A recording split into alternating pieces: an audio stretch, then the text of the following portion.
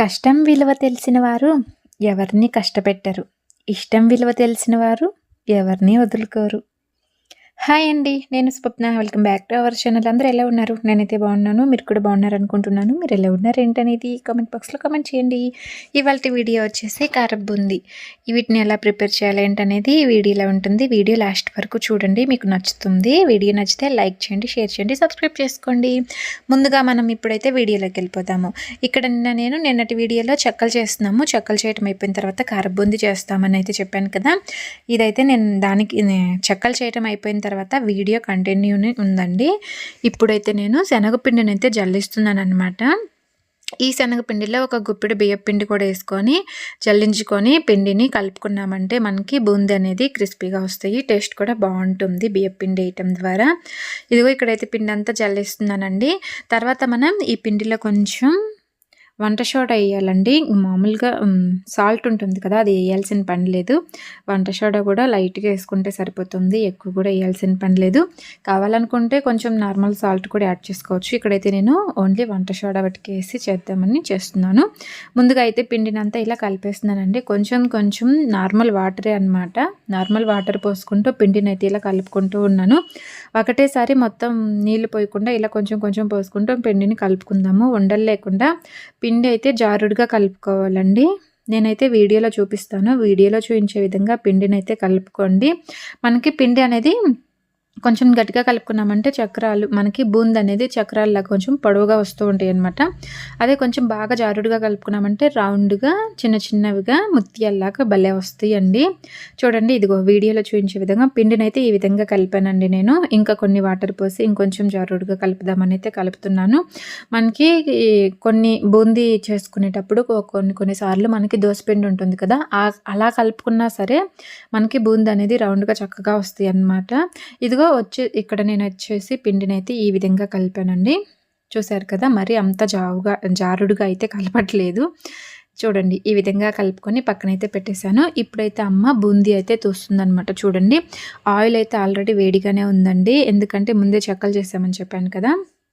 ఇంకా ఆయిల్ అయితే ఇప్పుడు బూందీ అయితే కొంచెం పిండి తీసుకొని బూందీ గెరెట్ ఉంటుంది కదండి మనకి, ఆ బూందీ గెరెటిలో కొంచెం పిండి వేసి ఇలా చేతితోటైతే రుద్దేస్తే చుట్టూ చక్కగా బూందీ చూడండి ఎంత బాగా ఆయిల్లో పడుతున్నాయో.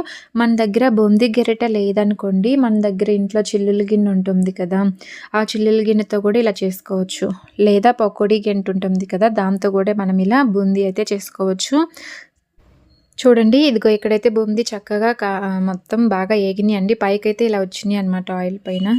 ఇలా ఈ కలర్లో వచ్చేసిన తర్వాత బూందీ అనేది మనం తీసుకొని ఒక ప్లేట్లో వేసుకోవాలండి. బాగా కలర్ వచ్చిన దాకా ఆయిల్లోనే ఉంచామంటే బయటికి తీసాక మనకి మాడిపోయినట్టు అవుతాయి అన్నమాట. అందుకని ఈ విధంగా ఉన్నప్పుడు తీసుకొని వేసుకున్నామంటే బాగుంటుంది. కలర్ఫుల్గా తినడానికి కూడా టేస్ట్ బాగుంటుంది. కరివేపాకు అయితే పచ్చిది 2 రెబ్బలు ఒలిచి దీంట్లో వేసానండి. ఈ వేడికి కరివేపాకు అనేది సరిపోతుంది. మనం ఆయిల్లో వేయించే పని లేకుండా ఇలా వేసామంటే ఈ వేడికి కరివేపాకు కొంచెం వాడినట్టు, అంటే మనం ఆయిల్లో వేయించితే ఎలా వస్తుందో అలా వస్తుంది అనమాట. ఓకేనా. తర్వాత కొంచెం ఉప్పు అలాగే కారం ఈ 2 వేసి చక్కగా అయితే కలిపేస్తున్నానండి. ఎప్పుడు చేసినవి అప్పుడు వేడివేడిగా ఉన్నప్పుడే మనం ఇలా కలుపుకున్నామంటే ఉప్పు కారం అనేది చక్కగా ఈ బూందీకి అనేది పట్టుకుంటుంది. చూడండి, ఇక్కడైతే చక్కగా బూందీకి అయితే ఉప్పు కారం ఇలా కలిపేస్తున్నాను. వీటినన్నిటిని కలిపేసి ఎప్పటికప్పుడు మనం వేరే గిన్నెలోకి అయితే తీసుకోవాలన్నమాట. అలాగే ఇంకా ఎంత పిండి అయితే కలుపుకున్నామో ఆ పిండినంతా ఈ విధంగానే చేసుకోవాలండి. ఇవి వచ్చేసి మేము భోగి రోజు అయితే చేసామండి. అమ్మ అయితే చేస్తుందనమాట. నేను పక్క నుండి వీడియో తీసుకుంటూ ఏమన్నా అమ్మ అడుగుతూ ఉంటుంది కదా, అవి ఇస్తూ హెల్ప్ అయితే చేస్తూ ఉన్నానమాట. ఇవైతే టేస్ట్ బాగున్నాయండి. ఇంకా ఈరోజు చేసిన వంటలైతే వీడియోలు అయితే ముందుగానే పోస్ట్ చేశానండి. గుమ్మడికాయ కర్రీ, అలాగే చెక్కలు, ఇంకా చక్రాలు, ఇవన్నీ అయితే వీడియో పెట్టాననమాట. ఇంట్రెస్ట్ ఉన్న వాళ్ళు ఒకసారి ఆ వీడియోలు కూడా చెక్ చేయండి, మీకు నచ్చుతుంది. అంతేకాకుండా మా అల్లుడికి భోగిపళ్ళు కూడా పోసామన్నమాట. ఆ వీడియో కూడా పోస్ట్ చేశాను. అలాగే నేనైతే మాకు అమ్మ వాళ్ళకి బెరగొడ్లు ఉన్నాయండి, వాటికైతే పాలు తీసానమాట. ఇంట్రెస్ట్ ఉంటే ఒకసారి ఆ వీడియో చూడండి, చాలా బాగుంటుంది, మీకు నచ్చుతుంది. ఓకేనా.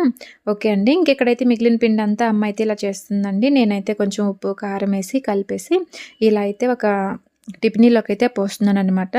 ఇంకా వెల్లుల్లిపాయలు ఉంటాయి కదండి, వాటిని కూడా కచ్చపచ్చగా నలగొట్టుకొని ఇందులో వేసుకోవాలి. ఇంకా శనగపప్పు ఉంటాయి కదండి, పుట్నాల పప్పు అంటూ ఉంటారు కదా, వాటిని కూడా లైట్గా వేయించుకొని వేసుకోవచ్చు ఇష్టం ఉన్న వాళ్ళు. మేమైతే అవి వేయట్లేదు.